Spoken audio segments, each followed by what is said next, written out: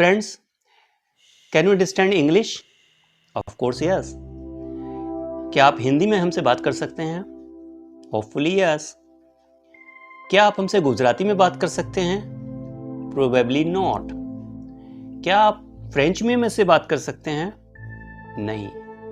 लेकिन फ्रेंच बोलने वाले फ्रेंच वालों के साथ में बात कर सकते हैं, गुजराती बोलने वाले गुजराती वाले के साथ बात कर सकते हैं, बंगला बोलने वाले बंगला वालों के साथ बात कर सकते हैं। तो हम ये जो लैंग्वेज इस्तेमाल करते हैं वो किसी के साथ कम्युनिकेट करने के लिए इस्तेमाल करते हैं, और ये लैंग्वेज दोनों को आनी चाहिए, यानी कि बोलने वाला भी समझ सके और सुनने वाला भी समझ सके।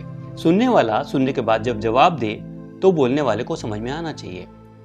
ये हम आम भाषा जब इस्तेमाल करते हैं एक दूसरे के साथ में बातचीत करने के लिए, तो इस तरह से हम अपनी लैंग्वेज चूज़ करते हैं। जो लैंग्वेज हमें आती है हम उसी में किसी से बात करते हैं, और हम कोशिश करते हैं कि हमारी लैंग्वेज वाला ही हमसे बात करे जिससे हम आसानी से उससे बात कर सकें। लेकिन अगर कोई ऐसा पर्सन आपको मिलता है जो आपकी लैंग्वेज नहीं समझता, लेकिन आप उससे बात करना चाहते हैं, तब आप क्या करेंगे? तो आपको एक ट्रांसलेटर की ज़रूरत होगी। एक ऐसा पर्सन जो कि आपकी लैंग्वेज भी जानता हो और उस दूसरे पर्सन की लैंग्वेज भी जानता हो। अगर वो दोनों की लैंग्वेज जानता होगा तो हमारी कही हुई बात को वो सेकंड पर्सन को उसकी लैंग्वेज में ट्रांसलेट करके बता देगा, और वो जो हमको आंसर दे रहा है उसको ट्रांसलेटर हमारी लैंग्वेज में ट्रांसलेट करके बता देगा। तो इस तरह से ट्रांसलेटर जो है वो मीडिएटर का काम कर सकता है, जो कि दो लोग जो एक दूसरे की लैंग्वेज नहीं समझते हैं उनके बीच में कम्युनिकेशन करा सकता है।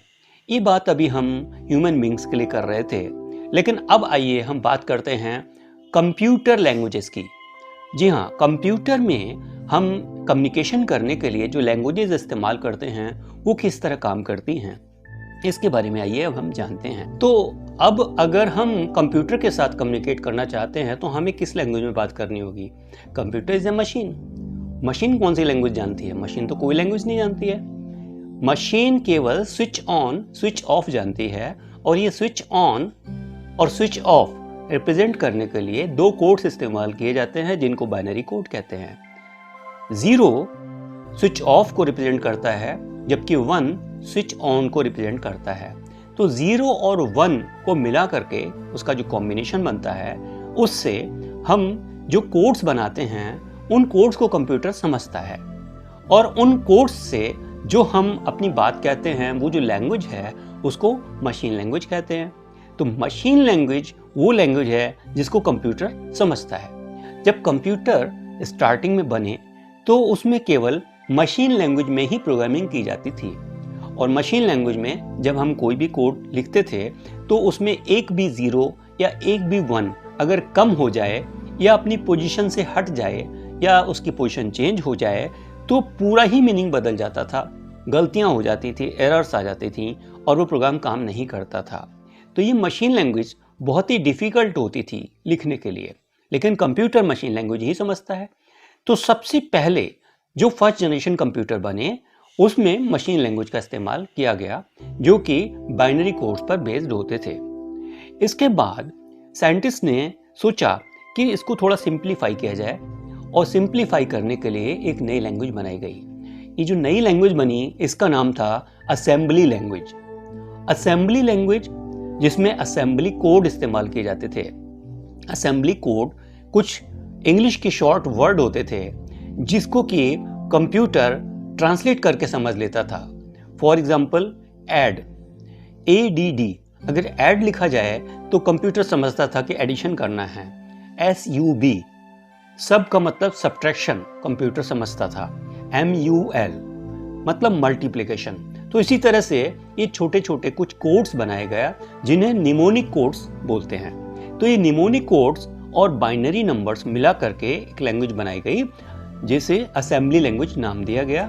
और इस असेंबली लैंग्वेज प्रोग्राम को लिखना थोड़ा आसान हो गया, क्योंकि बहुत सारे जो बाइनरी कोड्स के जो कमांड्स थे उनको हम निमोनिक कोड्स से रिप्रेजेंट कर देते थे, और ये जो निमोनिक कोड्स होते थे उनको कंप्यूटर के अंदर एक ट्रांसलेटर होता था जो ट्रांसलेट करके फिर से बाइनरी कोड में कन्वर्ट करता था, और इस ट्रांसलेटर को असेंबलर कहते हैं। तो असेंबलर किसी कंप्यूटर के अंदर डाला जाता था और उसके बाद में फिर असेंबली लैंग्वेज लिख करके, प्रोग्राम लिख करके उसके अंदर दिया जाता था, और कंप्यूटर के अंदर ये जो प्रोग्राम है ये फिर से मशीन कोड में कन्वर्ट होकर के काम करता था। तो ये सेकेंड फेज था लैंग्वेजेस का, ये सेकेंड फेज था लैंग्वेजेस का, जिसमें कि असेंबली लैंग्वेज में कंप्यूटर में प्रोग्रामिंग की जाती थी। इसके बाद आई हाई लेवल लैंग्वेज। जी हाँ, हाई लेवल लैंग्वेज। ये हाई लेवल लैंग्वेज एक टर्म है। ये हाई लेवल लैंग्वेज कौन सी लैंग्वेज होती है? जिसमें कि आप पूरा प्रोग्राम इंग्लिश जैसे वर्ड्स में लिख सकते हैं। तो Fortran, Pascal, COBOL, C plus plus और तमाम सारी और लैंग्वेजेस ऐसी मार्केट में आई जिनमें कि प्रोग्राम लिखना बहुत आसान होता था। तो प्रोग्रामर अपने प्रोग्राम को हाई लेवल लैंग्वेज में लिखता था, यानी कि इनमें से किसी भी एक लैंग्वेज में, और ये हर एक लैंग्वेज किसी पर्टिकुलर फील्ड में स्ट्रांग होती थी। एग्जाम्पल के लिए जो कोबोल लैंग्वेज थी वो कॉमर्शियल एप्लीकेशंस के लिए या अकाउंट्स के लिए बहुत ही सूटेबल थी।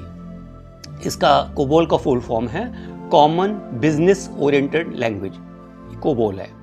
तो कोबोल जो था वो अकाउंट्स वगैरह के काम के लिए इस्तेमाल होती थी। इसी तरह से फोर्ट्रान जो है इसका फुल फॉर्म है फॉर्मूला ट्रांसलेशन। फॉर्मूला ट्रांसलेशन जो है ये साइंटिफिक कामों के लिए इस्तेमाल की जाती थी। पास्कल भी एक लैंग्वेज है जो कि साइंटिफिक और कंप्यूटेशन से रिलेटेड प्रोग्राम बनाने के लिए इस्तेमाल की जाती थी। उसके बाद में बेसिक लैंग्वेज आई और तमाम सारी और लैंग्वेजेस आई, सी प्लस प्लस आई, विजुअल बेसिक, और अभी बहुत सारी और लैंग्वेजेस, पाइथन, जावा, ओरेकल और भी बहुत सारी लैंग्वेजेस मार्केट में आई जो कि टाइम पर अलग अलग कामों के लिए इस्तेमाल की गई। तो ये सारी ही हाई लेवल लैंग्वेज हैं, और ये जो हाई लेवल लैंग्वेज होती हैं इनमें प्रोग्राम लिखना बहुत आसान होता है, क्योंकि इसके अंदर जो कमांड्स होते हैं वो इंग्लिश जैसे कमांड्स होते हैं जिनको हम आसानी से याद कर सकते हैं, पढ़ सकते हैं, समझ सकते हैं, और इसमें अगर कोई मिस्टेक है तो उसको भी हम आसानी से पकड़ सकते हैं। लेकिन ये high level language computer directly नहीं समझता। तो कंप्यूटर कैसे समझता है? कंप्यूटर एक ट्रांसलेटर इस्तेमाल करता है और हाई लेवल लैंग्वेज के प्रोग्राम को मशीन लैंग्वेज में कन्वर्ट कर देता है।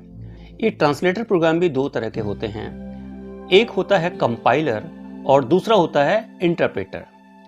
जो इंटरप्रेटर होता है वो हर एक स्टेटमेंट लिखने के बाद जब हम एंटर का बटन दबाते हैं तो वो उस लाइन को तुरंत ट्रांसलेट करके कंप्यूटर के लैंग्वेज में कन्वर्ट कर देता है, और कंप्यूटर अगर वो स्टेटमेंट ठीक है तो ओके कर देता है, और अगर कहीं उसमें कोई मिस्टेक है, कोई एरर है, तो वो एरर तुरंत शो कर देता है और हम उस एरर को ठीक करके फिर हम नेक्स्ट स्टेटमेंट एंटर करते हैं। तो इंटरप्रेटर जो है वो एक एक स्टेटमेंट को ट्रांसलेट करते हुए आगे चलता है और एरर को ठीक करते हुए आगे चलता है।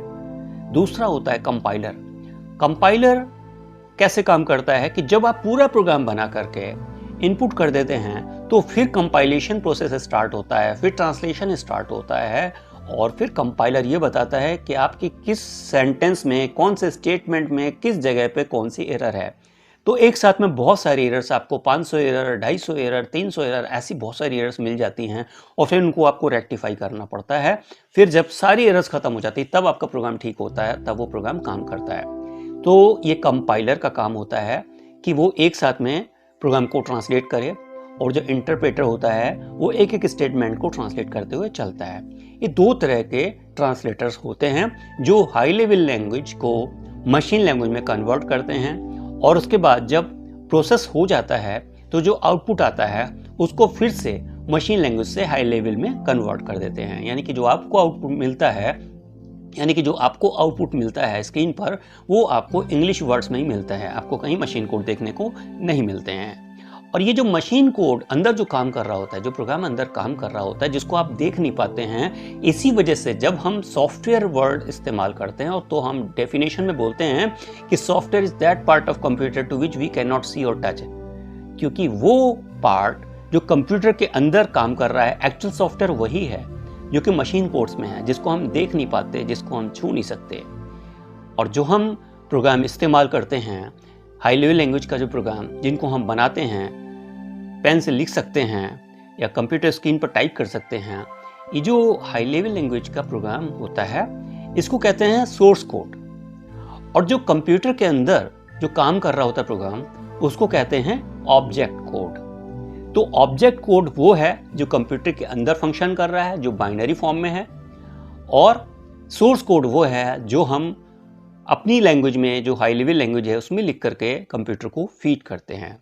तो इस तरह से आपको समझ आ गया हो कि कंप्यूटर के अंदर किस तरह से हम अपनी बात को कम्युनिकेट करते हैं, किस लैंग्वेज में हम अपनी बात को लिखते हैं, अपने कमांड्स को देते हैं, कैसे कंप्यूटर उसको समझता है और किस लैंग्वेज में वो प्रोसेस करता है और किस तरह से हमको रिजल्ट देता है। हम कीबोर्ड पर जब कोई भी एक की प्रेस करते हैं तो वहाँ से आपको ऊपर दिख रहा होता है इंग्लिश अल्फ़ाबेट, आपने THAT दैट लिखा, तो जब वो आप THAT दैट लिखते हैं तो एक्चुअली वो THAT नहीं जाता है, वहाँ पे एक हेक्साडेसिमल कोड जाता है जो कीबोर्ड ऑटोमेटिक जनरेट कर देता है। और ये कोड जो है वो अंदर जाने के बाद में फिर बाइनरी कोड में कन्वर्ट होता है और फिर प्रोग्राम जैसा भी दिया गया है उसके हिसाब से वो प्रोसेस करता है। अगर वर्ड प्रोसेसर है तो वो टाइप होने के बाद स्क्रीन पर आपको दिखाई देता है, और अगर कोई कंप्यूटेशन का प्रोग्राम है तो वो कंप्यूटेशन के लिए प्रोसेस में चला जाता है और फिर बाकी का फंक्शन होता है। तो आपको लैंग्वेजेस के बारे में, कंप्यूटर लैंग्वेजेस के बारे में उम्मीद है कि अच्छे से समझ आ गया होगा। अगर आपको ये वीडियो समझ आ गया हो और आपको अच्छा लगा तो आप आगे भी इसको फॉरवर्ड करें, शेयर करें, अपने दोस्तों को बताएं, जिससे कि उनको भी इसके बारे में अच्छी नॉलेज मिल सके। और हमारे वीडियोज़ में अगर आपको कोई कमी लगती है या आपको जो सजेशन देना चाहते हैं हम नेक्स्ट वीडियो और बढ़िया करें, तो उसके लिए आप नीचे हमें कमेंट्स दे सकते हैं। उस कमेंट्स में आप हमें बता सकते हैं आपको क्या अच्छा लगा या क्या नहीं अच्छा लगा। और उम्मीद है आप हमारे चैनल को सब्सक्राइब करेंगे और बेल आइकन पर क्लिक करेंगे, जिससे आपको हमारे आने वाले और अच्छे अच्छे वीडियो मिलते रहें। Thank you so much.